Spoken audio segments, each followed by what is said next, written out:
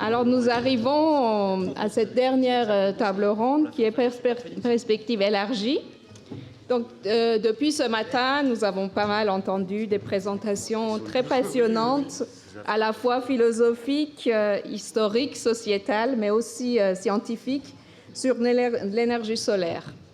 Et j'espère que vous êtes tous maintenant aussi convaincus que moi que le solaire a commencé et va jouer un rôle dominant dans le mix énergétique.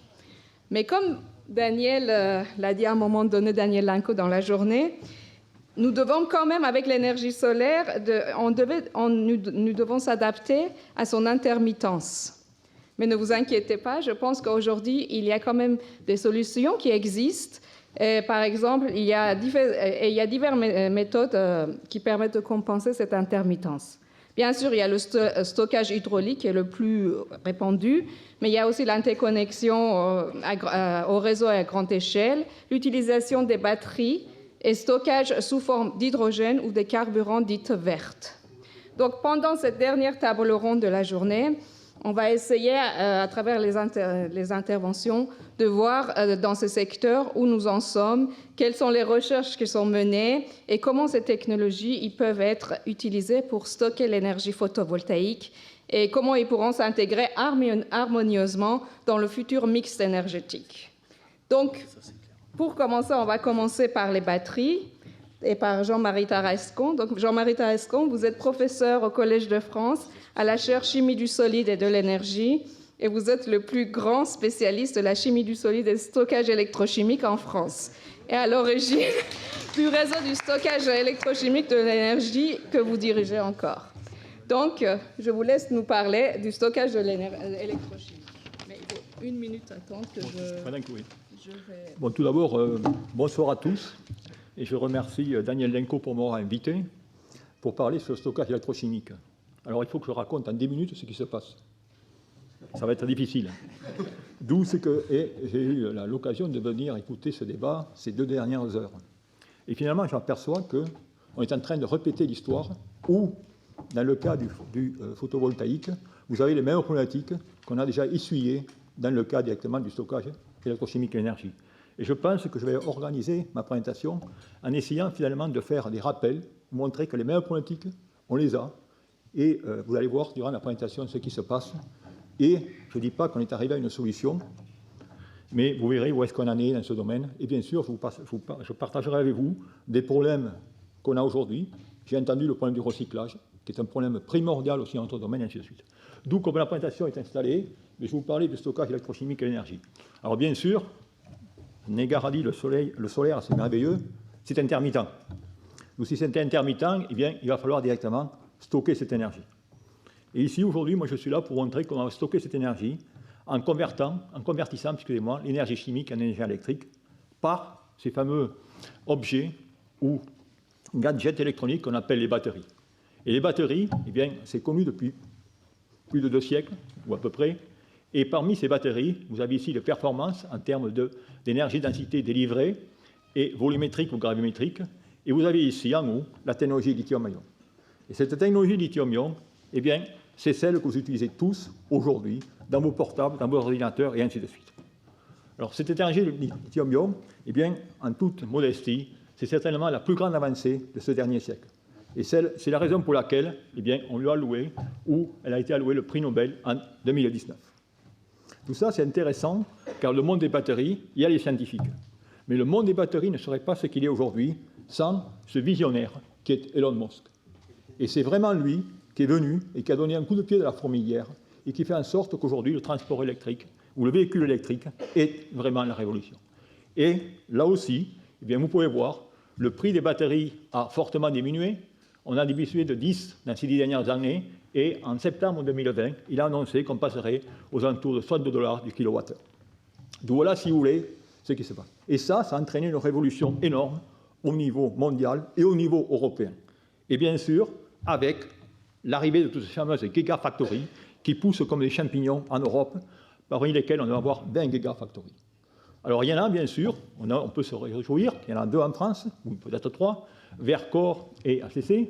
Mais ce qui est intéressant, c'est que parmi toutes ces factories, il y en a une dizaine, même plus, qui sont encore possédées par des Asiatiques.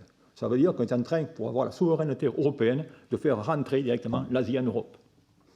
Pour faire cela, eh bien, qu'est-ce qu'on veut faire? C'est qu'on veut directement participer à cette part du gâteau qui va être gigantesque dans le futur.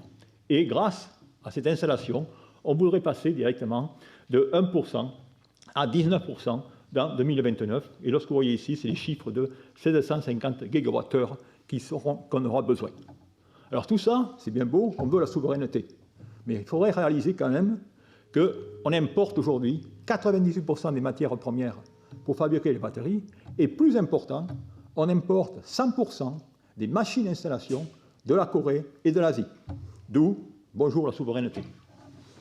D'où, ça c'est la problématique. Et ensuite, ce que vous avez mentionné, effectivement, vous voulez ces gigafactories, eh bien, il va falloir directement établir des circuits de formation d'ingénieurs, de techniciens, pour directement faire fonctionner tout ça. Alors bien sûr, tout cela, eh bien, ça conduit au boom du véhicule électrique que l'on connaît aujourd'hui, avec les ventes qui sont annoncées à 150 millions en 2040, et également, il y a un domaine, un secteur qui est aussi important, qui est celui des renouvelables, où là aussi on planifie dans les 1300 gigawattheures de stockage en 2040.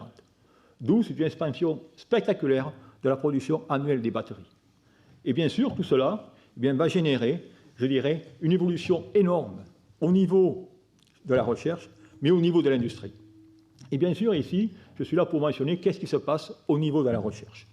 Alors, au niveau de la recherche, quelles sont finalement, malgré que ces batteries lithium-ion peuvent durer 40 ans aujourd'hui, et vous avez Jeff Dahn qui dit même c'est la batterie du siècle, elle va durer un siècle, eh bien, il y a des problèmes qui sont l'autonomie, la recharge, des batteries plus compatibles et le recyclage. Bien sûr, j'en ai parlé dans ces recherches, il faudrait mentionner que là aussi, eh bien, aujourd'hui, sur le lithium-ion, ça a été un problème de matériaux. C'est l'amélioration des matériaux qui a permis d'obtenir les performances qu'on a aujourd'hui. Et j'ai entendu parler de machine learning, artificielle intelligence, et bien sûr, ça va dans tout le domaine. On l'a aujourd'hui dans le domaine des batteries. Et ensuite, bien sûr, on arrive à cette limitation de la technologie. D'où, on n'a pas les perovskites, mais on a la batterie tout solide.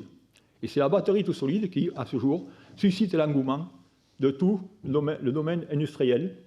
Et il n'y a pas un laboratoire au monde qui, aujourd'hui, au niveau industriel, il n'y a pas une institution qui ne travaille pas sur le tout solide, sans qu'on soit encore certainement moins avancé que vous êtes sur le perovskite. Donc voilà au niveau, je dirais, des matériaux et des performances. Ensuite, si on regarde maintenant au niveau des technologies, bien, il y a bien sûr avoir des batteries plus vertes développées dans le cadre du développement durable. Et là, ça a été un foisonnement de technologies, comme vous voyez ici, des technologies lithium-soufre, lithium-air, les batteries à redox flow, plus circulant, les batteries à base de magnésium, et ainsi de suite. Et parmi ces technologies, il y en a vraiment une qui a évolué, qui est mature, c'est la technologie sodium. Ça, c'est une technologie qui a été développée en France, c'est une technologie qu'on a développée dans le cadre français, au sein du réseau français, et à la création d'une compagnie Tiamat. Et cette compagnie Tiamat a été créée en 2017, on était les pionniers dans ce domaine. On a eu des problèmes à lever pour des fonds, ce qui fait qu'aujourd'hui, on est obligé d'aller sous-contracter la fabrication en Chine. Qu'est-ce qui se passe? Eh bien, c'est qu'on a des concurrents. Bon, Faradium, c'est des petits. HINA, c'est des petits. Par contre, CATL, c'est le géant de la batterie en Chine, qui a annoncé tout simplement la production en juillet 2022 des batteries sodium-ion. D'où voilà, si vous voulez, la situation. Cette technologie, eh bien, elle est très intéressante, je dirais, au niveau de la mobilité, pour tout ce qui est le mid-hybride, et c'est là que nous avons les contrats aujourd'hui, le portable, les outils de coupure, et bien sûr au niveau de la grille. Donc voilà, si vous voulez, des avancées qu'il y a eu dans le domaine. Alors maintenant, quel est le futur et qu'est-ce qu'on veut?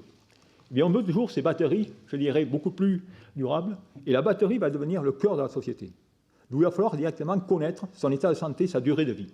D'où, c'est là qu'on va avoir l'ère du diagnostic. En effet, on vous parle directement de la double vie de la batterie. Lorsqu'elle sera utilisée ou finie utilisée dans les véhicules électriques, elle pourra être utilisée sur la grille. On vous parle directement maintenant des nouvelles applications du V2G, c'est-à-dire aller du véhicule électrique à la grille ou vice-versa. Bien, pour faire cela, il va falloir que vous connaissiez parfaitement l'état de santé de la batterie.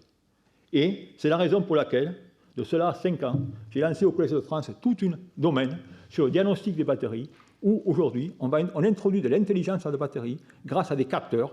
Et dans ce cas, on a des capteurs optiques qui vous permettent de mesurer toutes les observables, que sont la pression, la température, la contrainte, la chimie, et ainsi de suite. Et ça, si vous voulez, ça constitue un des piliers de batterie 2030 Europe. Tout ça, c'est le domaine que l'on couvre. Ensuite, bien sûr, un autre domaine. On a parlé du domaine du recyclage. c'est vraiment l'engouement des batteries aujourd'hui, mais on a connu cet engouement il y a de cela un siècle avec le plastique. Aujourd'hui, le plastique est devenu un cauchemar. Pourquoi? Parce qu'on n'a pas anticipé le recyclage. Eh bien, je pense qu'il va être important, là aussi, d'anticiper ce recyclage, et c'est la raison pour laquelle eh bien, on développe de nouveau des procédés de recyclage. Ces procédés de recyclage, on a les procédés classiques, mais qui sont très énergivores et très polluants. D'où on va chercher des méthodes directes pour pouvoir récupérer les électrodes sans les démonter ou sans les broyer. Et enfin, vous avez certainement vu les batteries, vous pouvez prendre des vieilles batteries plus de 50 ans, 100 ans, c'est toujours la même configuration. Pourquoi pas réfléchir à une batterie de type Lego dans laquelle on pourrait tout simplement changer les différents éléments. Donc voilà, si vous voulez, les différentes recherches que l'on fait. Alors bien sûr, ces recherches, elles sont, je dirais, conduites, alimentées par l'Europe. Et l'Europe a déjà ses normes. Regardez, voilà directement la directive européenne dans les 10 prochaines années. On part de l'empreinte carbone, c'est-à-dire que sur toutes les batteries, vous allez avoir l'empreinte carbone. Les matériaux recyclés, eh bien, il faudra qu'en 2035, on ait 20% de cobalt recyclé, 10% de lithium recyclé et 12% de nickel. Et le diagnostic que vous parlez, c'est déjà inscrit dans, je dirais, la mission européenne, dans laquelle on a dans ce cas un passeport électronique pour les batteries dans le futur. Donc voilà, si vous voulez, où on en est à ce domaine. Alors pour résumer ce que je voulais vous raconter, eh bien, je dirais que le monde des batteries est et continuera à être un environnement dynamique. Sur la chimie des batteries, on a directement le lithium-ion, mais il y a le sodium-ion et le tout solide qui se développent. Sur la production des batteries, il y a les implantations des usines. Il va falloir regarder comment avoir les matières premières. Il va falloir monter toute une industrie d'industrialisation, de machines d'assemblage. Sur l'économie circulaire, eh bien, il y a tout un monde, une industrie qui va se joindre à nous, qui est la technologie des capteurs, pour tout simplement entrer cette intelligence dans la batterie et ainsi de suite. Et enfin, il faut quand même reconnaître pourquoi tout ça. Bien, quand il y a la batterie, ça a le rendement énergétique record de 75%, qui est quand même un facteur 3 aux solutions alternatives que sont le biogaz, les fuels ou l'hydrogène.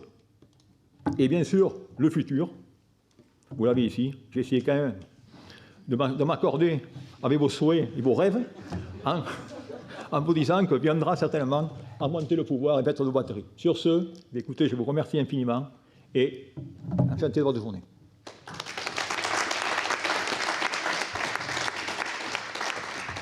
Donc, on a vu comment on stocke l'énergie, enfin par les batteries, mais évidemment, un monde où nous pouvons utiliser directement l'énergie solaire pour recycler le CO2 et produire des carburants verts directement, ça reste le rêve absolu.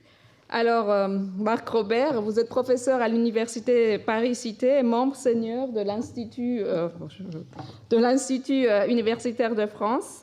Et donc, avec vos équipes au laboratoire d'électrochimie moléculaire, vous développez des travaux fondamentaux dans le domaine de la chimie et des transferts d'électrons, avec des applications dans le domaine de l'activité des petites molécules, CO2 et N2 principalement, pour la conversion et le stockage de l'énergie.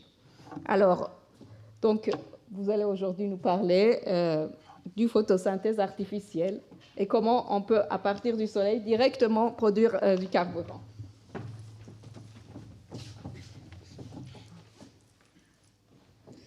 Merci beaucoup pour l'introduction. Merci, Daniel, pour l'invitation. Donc, photosynthèse artificielle. Alors, effectivement, je vais essayer d'élargir. Je suis désolé, mes slides sont en anglais, mais je vais tout faire en français. Je vais élargir encore un peu la focale. On vient de parler de stockage électrochimique. Je vais parler du stockage chimique de l'énergie solaire. Et effectivement, la question de l'intermittence, donc évidemment, il faut aussi être capable de façon intelligente de stocker cette énergie. Les physiciens ont inventé les panneaux solaires photovoltaïques, mais nous, les chimistes, on a peut-être un rôle à jouer dans ce stockage chimique. Et les molécules sont évidemment des candidats vraiment idéaux pour faire ça. Évidemment, l'énergie des liaisons chimiques, parce que c'est des énergies mises en jeu qui sont tout à fait adaptées à nos besoins, notamment en termes de fuels ou d'autres applications. Et évidemment, il y a une star dans ce domaine, c'est le CO2. Et c'est ce que fait Dame Nature. Dame Nature split l'eau, oxyde l'eau pour l'oxygène que vous respirez en ce moment. Et puis, s'il y a une oxydation et une réduction, et la réduction, c'est la fixation du CO2 sous forme de sucre. C'est un des systèmes les plus merdiques qu'on puisse imaginer. Le rendement quantique de cette affaire-là, on est à moins de 1%. Ça marche très très mal, mais la nature s'en fiche éperdument. Il y a suffisamment de soleil et suffisamment de biomasse pour faire cette photosynthèse. Tout va bien. Donc on peut quand même s'inspirer de ça. Et l'idée, c'est la suivante, en fait. Donc de prendre le soleil et de transformer le CO2 là où il est produit massivement. Pour l'instant, on ne sait pas le prendre directement dans l'atmosphère. Bientôt, on saura, mais pour l'instant, on ne sait pas faire ça, en tout cas pas très efficacement. Donc là où il est produit, c'est évidemment les sites industriels, les cimenteries, l'industrie chimique, pharmaceutique. Là, il est très concentré, avant qu'il soit dilué à 412 ppm ou à 420 ppm dans l'atmosphère. Donc on le prend là, et avec des technologies ad hoc, on peut faire la conversion électrochimique ou photoélectrochimique ou photochimique directe du CO2 pour faire quoi? Pour faire tout ce dont on a besoin en termes de matériaux, polymères, polycarbonate, c'est du CO2. C'est des building blocks pour faire les médicaments, et c'est évidemment par mélange avec l'azote, fabrication de l'urée, donc les engrais, donc l'agriculture, donc la nourriture. Et évidemment, on peut transformer ce CO2 également en carburant directement, par exemple du méthanol liquide ou du méthane, gaz naturel. Et là, on peut faire du stockage moyen terme, court terme, long terme. Et évidemment, tout ça n'a de sens que si c'est circulaire, puisque vous avez fixé le CO2, vous le rebrûlez, donc vous relibérez du CO2. Donc c'est la base d'une économie circulaire qui permettrait d'utiliser le CO2 comme matière première de nos besoins, avec des éléments d'utilisation et de stockage adaptés à ce que l'on veut faire. Alors, pour ça, il faut pouvoir transformer le CO2. Donc là, c'est quand même le rôle du chimiste. Et là, on joue avec ce qu'on appelle l'horloge à CO2. Donc on part du CO2 qu'on a produit par combustion, et on peut le recycler progressivement avec des électrons et des protons, d'où l'électricité, bien sûr. 2 électrons, 2 protons, on peut faire du CO. Le CO, c'est la grande brique de base de l'industrie chimique. À partir de ça, par hydrogénation, vous pouvez faire toutes les molécules que vous voulez.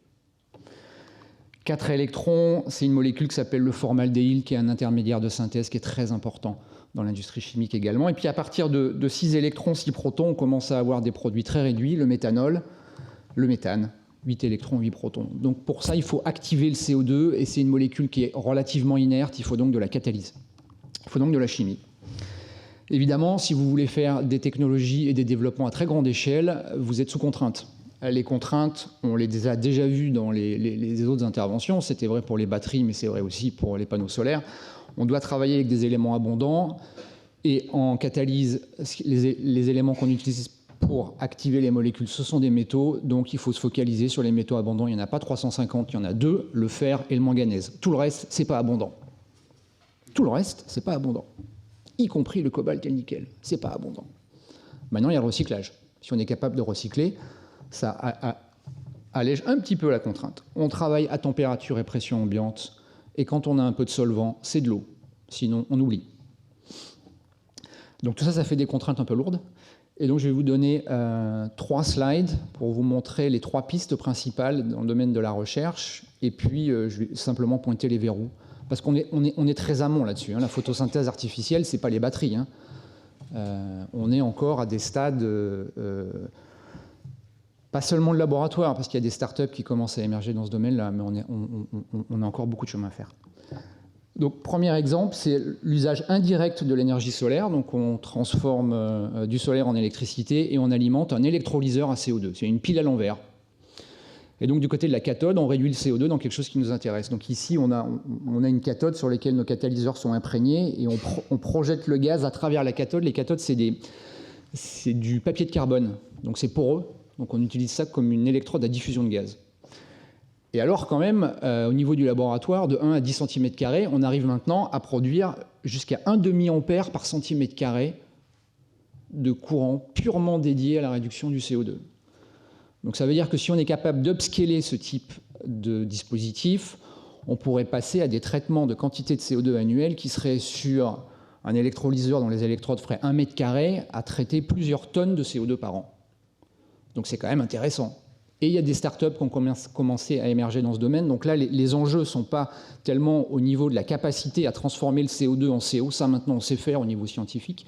C'est vraiment l'upscale technologique et la capacité, en s'inspirant par exemple des électrolyseurs pour la dissociation de l'eau, de faire des machines de grande taille capables sur des sites industriels de retraiter des quantités significatives de CO2.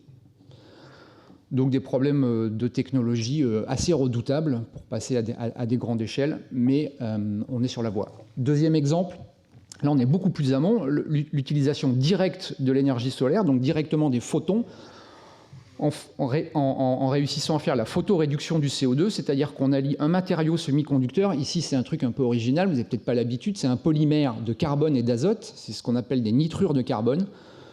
Donc il n'y a pas de silicium, il n'y a pas de gallium, il n'y a pas de tout ça, c'est uniquement du carbone et de l'azote, ça a un band gap de 2,8 électronvolts, évidemment c'est pas terrible, mais bon voilà, on commence comme ça, et on associe ça à un catalyseur moléculaire qui fait la transformation de CO2 en CO. Donc on pompe les photons avec ça, par couplage électronique, on transfère l'énergie sous forme d'électrons au catalyseur qui fait la réduction du CO2 en CO. C'est super robuste, ça marche très très bien, c'est à l'échelle du laboratoire. Les rendements quantiques de transformation photon vers produit sont ridicules, on est autour du %. Mais ce n'est pas minable non plus. Et ça marche. Et donc, il faut être capable d'intensifier ce type de procédé, d'augmenter les rendements quantiques. Donc ça, c'est un système en suspension. Hein, c'est simplement une petite poudre qu'on disperse dans un liquide et l'eau passe à travers. Donc, à l'échelle du laboratoire, ça marche. Troisième piste de recherche, et c'est là qu'on rejoint évidemment le solaire photovoltaïque, c'est l'association directement d'un matériau photovoltaïque avec des catalyseurs capables de faire cette transformation, si possible rapide, efficace, sélective et à grande échelle du CO2. Donc ici, c'est un matériau à base de CIGS, on a fait une jonction PN avec du CDS, donc on pompe les photons, on sépare les charges, on transfère les charges à travers les couches du matériau, c'est protégé en surface parce qu'il y a un contact avec un électrolyte par des oxydes de type, par exemple, dioxyde de titane, et le dioxyde de titane est une matrice fantastique qui peut être fonctionnalisée par des molécules. Donc vous pouvez déposer vos molécules à façon sur ces faces avant, les accumuler au bon endroit, et ce catalyseur va faire la réduction du CO2. Donc sous irradiation, on met du courant, crac, on met de la lumière, hop, on fait un petit courant stationnaire. Ici, ce courant stationnaire, c'est quelques milliampères par centimètre carré. Pour l'instant, c'est ce qu'on peut faire de mieux au niveau du laboratoire. Au niveau mondial, on ne peut pas faire plus que 10, 15 milliampères par centimètre carré, c'est vraiment optimum. Et ce courant est exclusivement dédié à la transformation du CO2 en CO. Donc là aussi, on a des problèmes, on a des enjeux fondamentaux de synchroniser dans le temps et dans l'espace tous les événements photoniques avec le transport de charge à travers le matériau et la catalyse qui se fait sur le site où on transforme le CO2. C'est assez redoutable. Mais il y a beaucoup de travaux là-dessus, et la dernière année du mandat de Trump, le DOE a lancé un programme aux États-Unis sur cette approche-là à 200 millions de dollars, qui a commencé l'année dernière et qui est pour 5 ans. Donc ça montre aussi les enjeux, ça a été dit tout à l'heure sur d'autres projets. Voilà, j'en ai terminé, merci.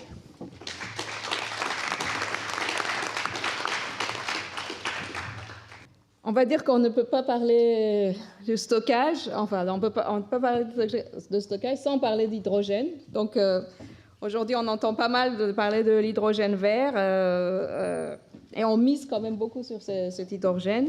Donc, Loïc Assau, vous êtes maître de conférence à l'Université de Paris-Saclay, et donc vos travaux de recherche concernent l'élaboration et la caractérisation de matériaux à propriété électrocatalytique pour l'électrophotocatalyse et le stockage de la conversion électrochimique de l'énergie. Et donc, vous êtes actuellement directeur de l'Institut de l'énergie soutenable de l'Université de Paris-Saclay. Donc, je vous laisse nous parler de l'hydrogène et comment on peut le produire à partir de l'eau. Donc, merci beaucoup pour cette introduction, et puis un grand merci à Daniel Lenco aussi pour l'invitation et de me donner l'opportunité de vous parler d'hydrogène aujourd'hui. Donc on a commencé un petit peu à parler d'électrochimie, on a parlé de batterie, on a parlé de CO2.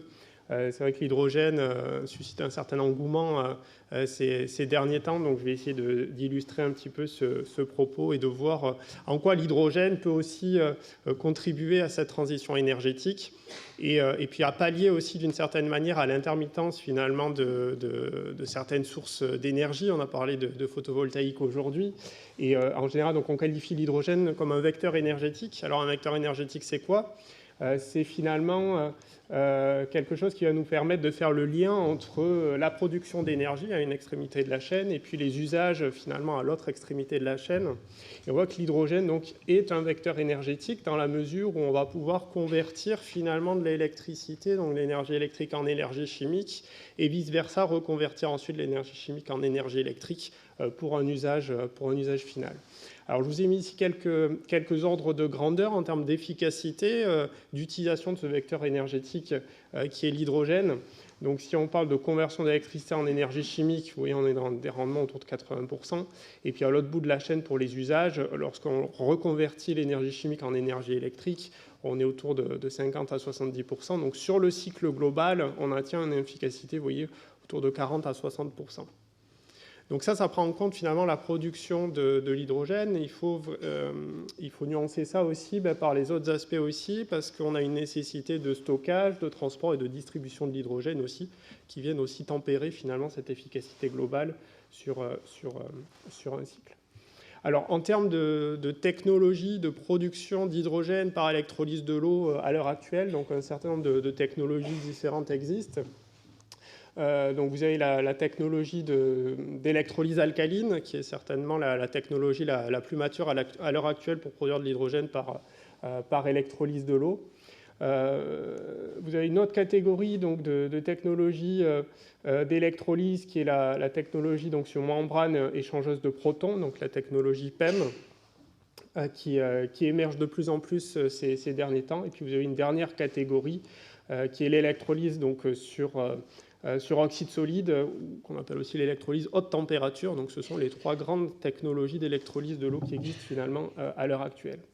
Et en général, donc, il est intéressant de regarder sur ce type de diagramme où on va finalement tracer les caractéristiques de ces différents systèmes d'électrolyse de l'eau, où on va tracer le potentiel de la cellule, c'est-à-dire quel est le potentiel ou quelle est la quantité d'énergie qu'il va falloir appliquer aux bornes de l'électrolyseur pour être en mesure de générer de l'hydrogène à partir de l'eau, c'est-à-dire dissocier des molécules d'eau en dihydrogène et dioxygène, en fonction de la densité de courant finalement à laquelle on va pouvoir travailler. Et évidemment, on cherche toujours à réduire finalement ce potentiel appliqué à l'électrolyseur et à travailler à plus forte densité de courant. Et donc, ce qu'on voit sur ce diagramme-là, c'est finalement que la technologie alcaline, qui est la plus mature et la plus utilisée à l'heure actuelle, comporte un certain nombre de limitations d'un point de vue des performances en fait, de cette technologie. Et on voit que l'émergence de nouvelles technologies, notamment la technologie PEM, est particulièrement prometteuse. Alors, je vais me focaliser justement un petit peu sur cette technologie PEM, donc simplement un schéma représentatif d'un électrolyseur, hein, donc 2 électrodes, une cathode, une anode, un électrolyte à queue, hein, c'est de l'eau.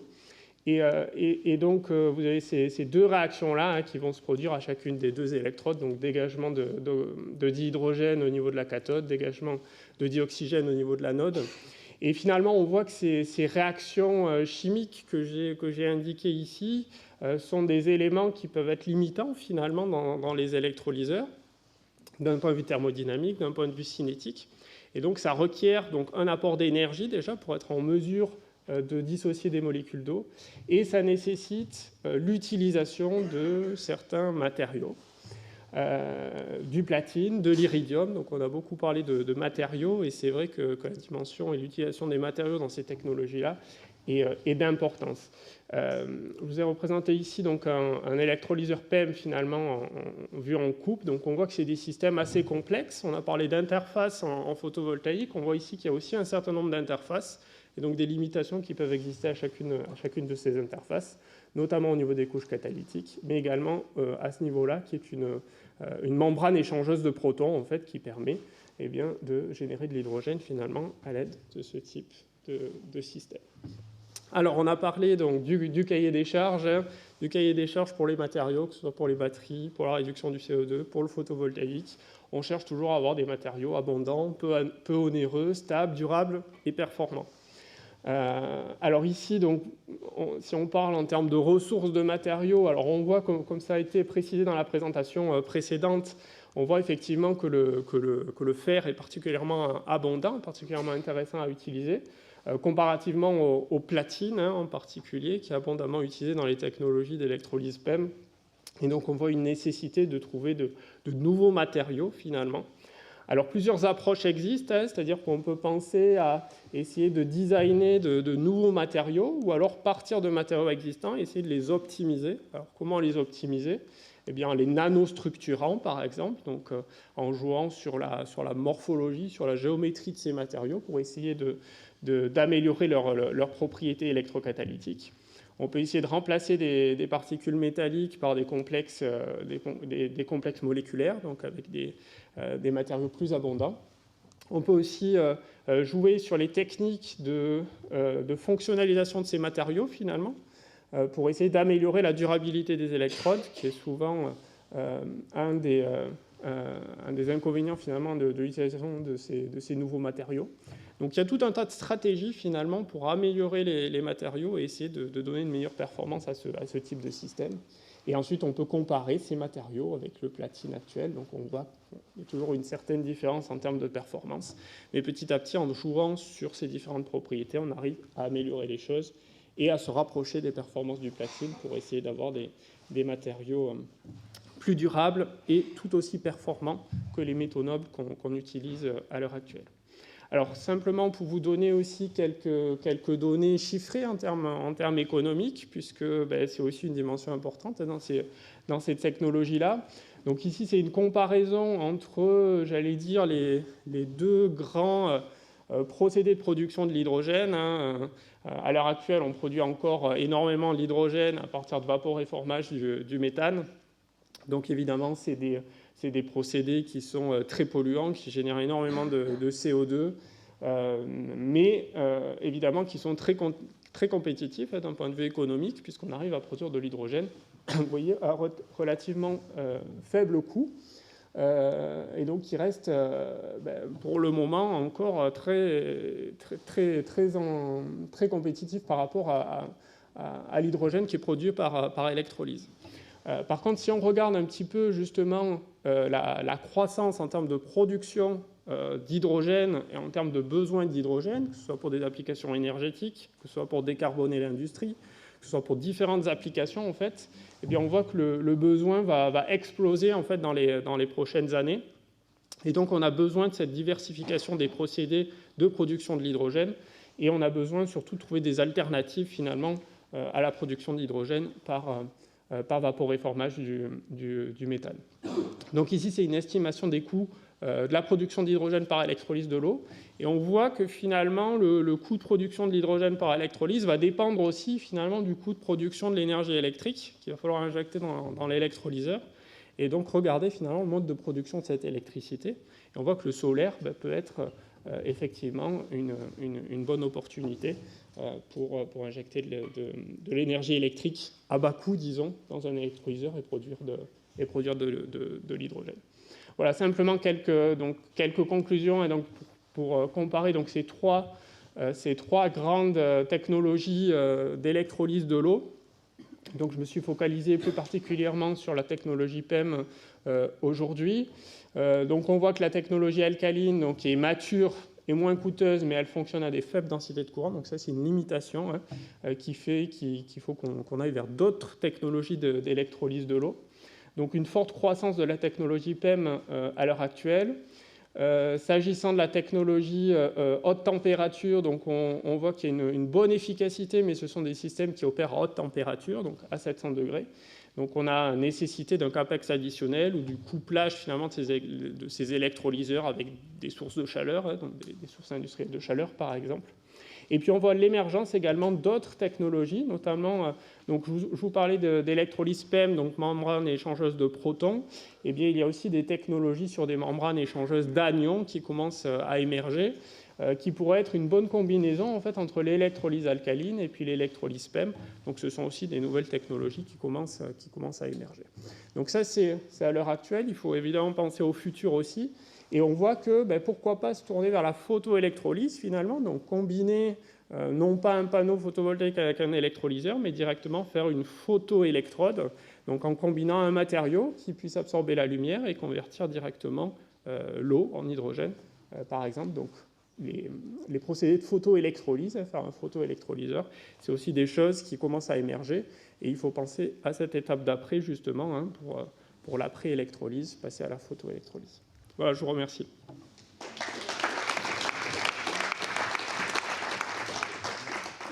Donc, comme on a pu un tout petit peu voir dans le table ronde d'avant, que finalement le déploiement massif des panneaux solaires ne pourra se faire que si la technologie photovoltaïque s'accompagnait à la fois d'une acceptabilité sociale portée par l'adhésion des citoyens, le soutien des pouvoirs publics en matière de développement industriel et d'une éthique tournée vers l'engagement dans la lutte contre le changement climatique. Alors, Marc Jedlicka, vous êtes fondateur et responsable stratégie d'une association spécialisée dans la filière des centrales photovoltaïques raccordées au réseau. Vous êtes vice-président du CLERC, Réseau pour la transition énergétique, et directeur général de l'association lyonnaise ESPUL, qui milite pour le développement des énergies renouvelables et de l'efficacité énergétique. Vous êtes également le porte-parole de Négawatt. Alors, je vous laisse nous parler du photovoltaïque dans le scénario Négawatt. Merci beaucoup. C'est toujours un peu difficile d'intervenir dans les derniers, parce qu'on a moins de temps, et moi je viens de loin en plus, donc il va falloir que je parte rapidement. Alors, c'est pas non plus indifférent, parce que j'ai, à titre personnel, je vis dans une maison qui n'est équipée que de photovoltaïque, mais pas raccordée au réseau depuis 40 ans, sur batterie, donc je suis autoconsommateur, autoproducteur, on peut en parler longuement si vous voulez. Et par ailleurs, on va fêter les 30 ans cette année du premier raccordement au réseau, du premier kilowatt photovoltaïque, qui était à 5 km d'une centrale nucléaire qui s'appelle Superphénix, qui était en panne et qui n'a jamais redémarré. Et avec notre kilowatt photovoltaïque, on a produit beaucoup plus que la centrale. On va fêter nos 30 ans au mois de juin à Lyon. Et je dis ça aussi parce qu'il y a alors dans tout le... Je suis arrivé pas très tôt ce matin, mais il y a quand même une technologie... moi, je ne suis pas scientifique, hein, enfin, je m'intéresse beaucoup aux sciences, c'est une passion, mais je n'ai pas de background scientifique. Mais il y a quand même toute une technologie qui n'a pas été citée une seule fois et que vraiment, je pense qu'il est important de citer, je vous expliquerai pourquoi tout à l'heure, c'est l'électronique de puissance. C'est ce qui a permis le raccordement au réseau du photovoltaïque. On ne savait pas raccorder du courant continu à du courant alternatif, surtout avec les normes de réseau, etc. C'est l'électronique de puissance qui est apparue notamment en Suisse allemande, et on a découvert ça à Genève, nous, il y a une trentaine d'années, à travers ces onduleurs, qui maintenant, et ça aussi c'est le retour qu'on a avec les scénarios énergétiques, alors Négawatt en a fait un, c'est le 5e qu'on fait, il y a eu ceux de l'ADEME et ceux de RTE notamment, et RTE a très bien montré que grâce à l'électronique de puissance, on peut aujourd'hui, on a la certitude d'un point de vue scientifique, c'est prouvé, et d'ailleurs c'est en test dans le monde réel maintenant, bâtir des réseaux électriques qui sont 100% basés sur des énergies intermittentes. Alors, évidemment, entre les deux, il y a le stockage. Hein, voilà, donc je vais essayer de vous parler rapidement maintenant du scénario Négawatt. Alors Négawatt, d'abord, c'est une association de personnes physiques uniquement. La plupart sont des ingénieurs, je n'en suis pas un, mais ça, c'est notre mantra, on va dire. On ne peut pas parler aujourd'hui de la transition énergétique. Alors toutes les projections qu'il y a sur des technologies avancées, etc., qui sont là dans les décennies qui viennent, c'est très très bien, mais l'urgence climatique, c'est aujourd'hui qu'il faut le faire, et on ne peut compter que sur des technologies aujourd'hui industrialisées. Mais ça n'empêche pas la recherche, ça n'empêche pas l'amélioration évidemment, mais de toute façon, ce qu'on a sous la main aujourd'hui, on ne pourra pas faire cette transition énergétique, transition climatique, transition écologique, si on ne commence pas par économiser l'énergie, avec ce que nous on appelle la sobriété et l'efficacité. Alors une présentation complète du scénario, ça prend 1h30, je ne vais pas le faire, mais il y a tout ce qu'il faut sur le site negawatt.org, mais d'abord raisonner sur la consommation.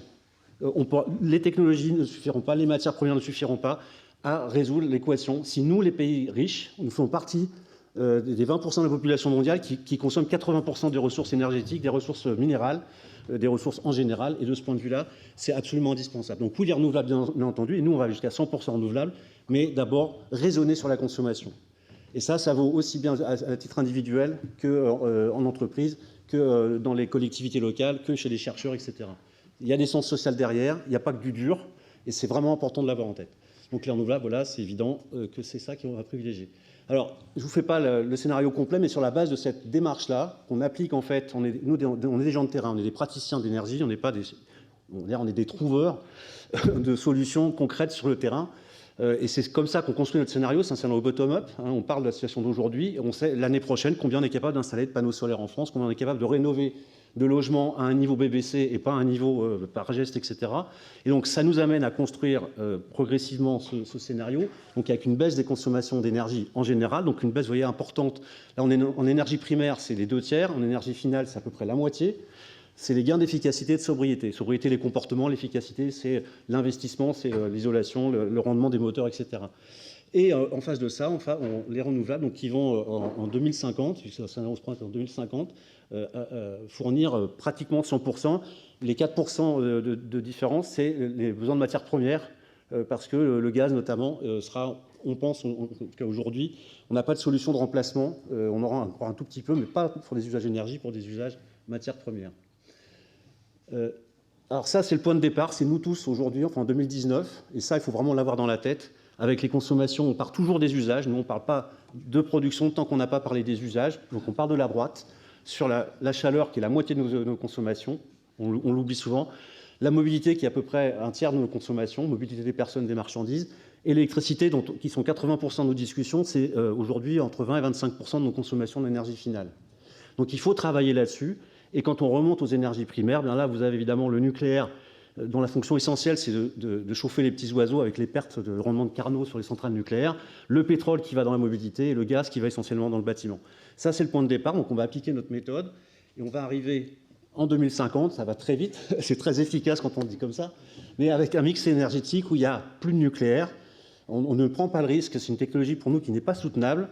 En plus de ça, aujourd'hui, elle met vraiment la France en risque. La moitié quasiment du parc français est en rade sur des questions de sûreté. Les EPR, c'est la parole magique aujourd'hui, le nucléaire, on va le dire comme ça. On pourrait lancer tout ce qu'on veut comme programme EPR, ça ne fera pas la maille avec le changement climatique.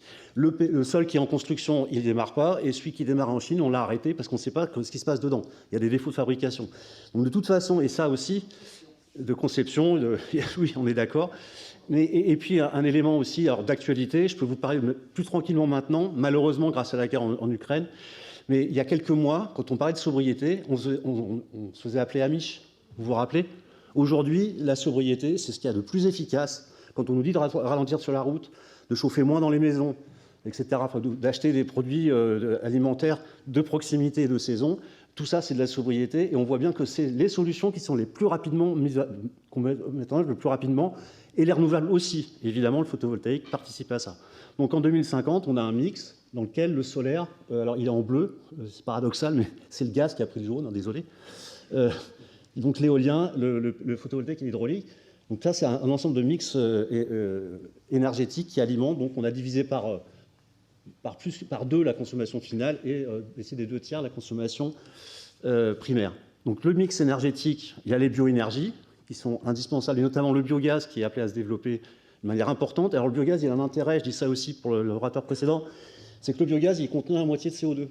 Donc on dit, on ne sait pas capter le CO2 dans l'air. Alors on commence à savoir, mais ça coûte un bras.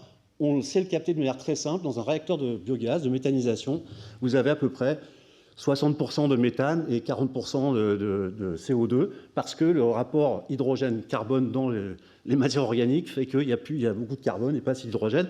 Donc on a une réserve de CO2 qui va nous servir, avec l'hydrogène tout à l'heure, pour faire du méthane de synthèse. En tout cas, voilà, les bioénergies sont indispensables, c'est à peu près un tiers. Le photovoltaïque, vous voyez, a une place, alors 144 gigawatts, 16%, c'est discutable, mais c'est l'ordre de grandeur. De toute façon, on est très proche des ordres de grandeur qu'on trouve dans les scénarios ADEME ou les scénarios RTE. Alors je parle de RTE sans nucléaire, évidemment, les autres on ne se compare pas, mais c'est les ordres de grandeur sur lesquels on est.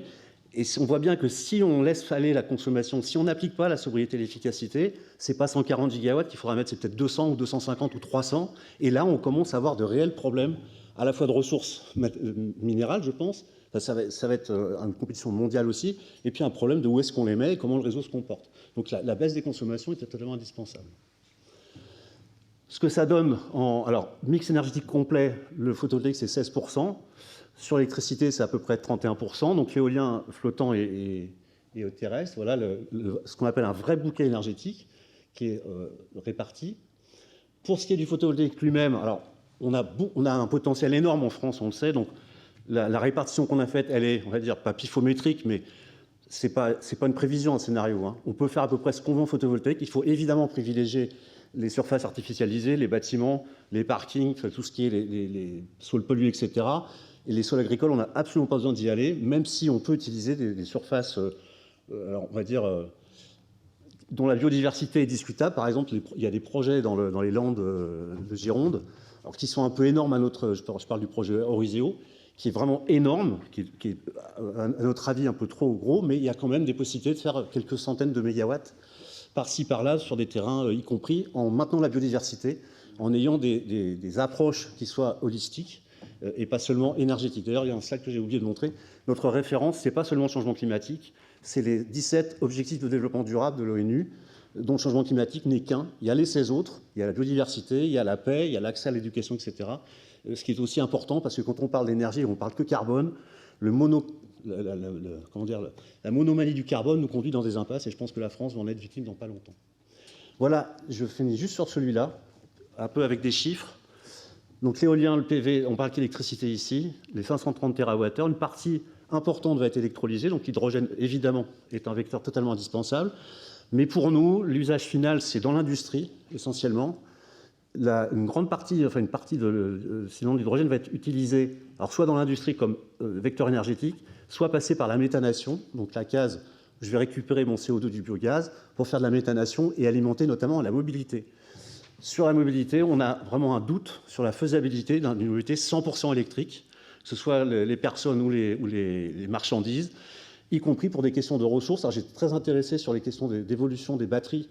Mais en tout cas, le lithium, aujourd'hui, on a fait une étude assez poussée sur les ressources lithium connues. On a considéré que la France était 1% des habitants de la planète. Donc on ne peut s'attribuer que 1% du lithium. Sinon, ça veut dire qu'on laisse les pays subsahariens continuer à rouler au diesel. Et le changement climatique, il est toujours là. Donc ce n'est pas une question de morale, c'est une question aussi d'arithmétique. Et quand on a cette approche-là, on est obligé de trouver une autre solution que l'électricité pour un certain type de mobilité. Et pour nous, c'est le biométhane. Donc le biogaz, le méthane de synthèse, plus la pyrogasification. Donc voilà le schéma final pour les usages électriques. Voilà, donc l'électricité est 44%, mais on a quand même une part importante d'abord des bioénergies et à l'intérieur de celle-là, le méthane en tant que vecteur énergétique. Voilà. Merci beaucoup. Notre dernier intervenant est un peu pressé, on va passer directement. Thierry Lepage. Je vais présenter. Donc, je vous laisse. Bon, je suis privilège d'être celui qui vous sépare de la suite. Non. D'abord, je voudrais remercier Daniel Linco. C'est important de parler de solaire. Alors moi, je suis un vétéran du solaire, avec d'autres, comme Marc, comme Daniel, comme Xavier et d'autres.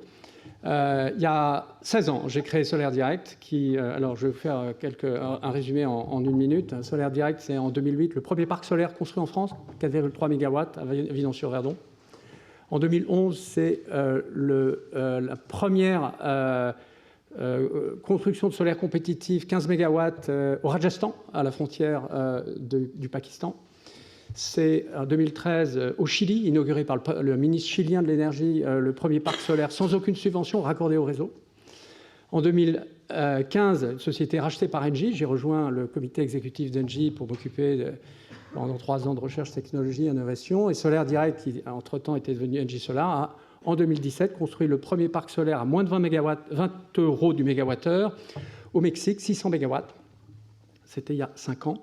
Voilà. Donc le solaire est aujourd'hui plus que compétitif. C'est aujourd'hui la première source d'énergie mondiale, 190 gigawatts installés l'année dernière.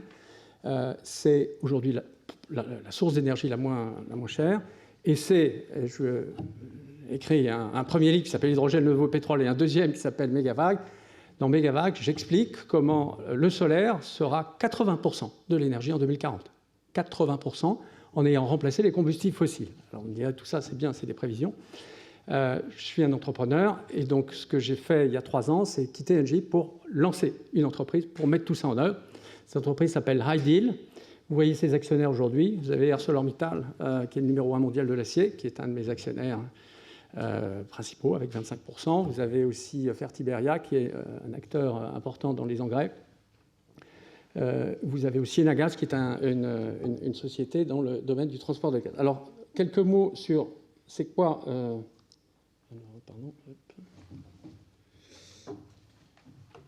Ideal Ambition. C'est le premier projet mondial d'hydrogène vert. C'était répertorié par l'IRENA, l'Agence internationale des énergies renouvelables. Je vous invite à lire son rapport sur la géopolitique de l'hydrogène. C'est un rapport publié donc, par cette agence internationale qui a été publié au mois de janvier et qui classe Ideal Ambition avec 67 gigawatts d'électrolyseurs, 95 gigawatts de solaire comme numéro 1 mondial. Alors, qu'est-ce qu'il y a derrière ? Il y a un groupement de 30 entreprises qui intègrent la chaîne de valeur de l'amont à l'aval. Il faut comprendre dans l'hydrogène solaire dont je vous parle, il faut le comprendre comme du pétrole. Upstream, midstream, downstream. Upstream, vous avez des développeurs solaires de différents pays qui développent des parcs solaires de très grande taille. Toujours upstream, des acteurs de l'électrolyse et de l'ingénierie. Vous voyez quelques noms reconnus. Le midstream, c'est le transport et le stockage. Sans transport et stockage de cette molécule à très très grande échelle, il n'y a pas de développement de solaire. Et puis, ce sont des grands utilisateurs, ArcelorMittal, BASF, quelques autres. Et puis, bien sûr, il faut financer tout ça parce que ça demande beaucoup d'argent. Le projet tel qu'il est, qui a été présenté il y a 1 an, c'est donc la production de 3,6 millions de tonnes d'hydrogène en 2030, avec, comme je le disais, 95 gigawatts de solaire, 67 gigawatts d'électrolyseurs. Produit où ? Produit là où il y a une ressource solaire importante. En Europe, c'est dans la péninsule ibérique. Transporté et stocké aussi, sous forme de molécules de manière souterraine. Alors ce projet, il a une première manifestation industrielle.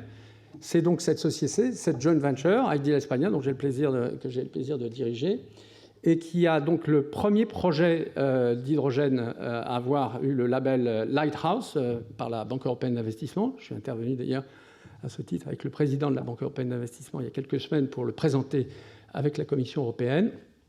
Ce projet, il vise de produire 200 000 tonnes d'hydrogène dans 3 ans pour répondre aux besoins de sites industriels dans les Asturies. Alors, donc, nous sommes au nord de l'Espagne, les Asturies, qui est une région charbonnière.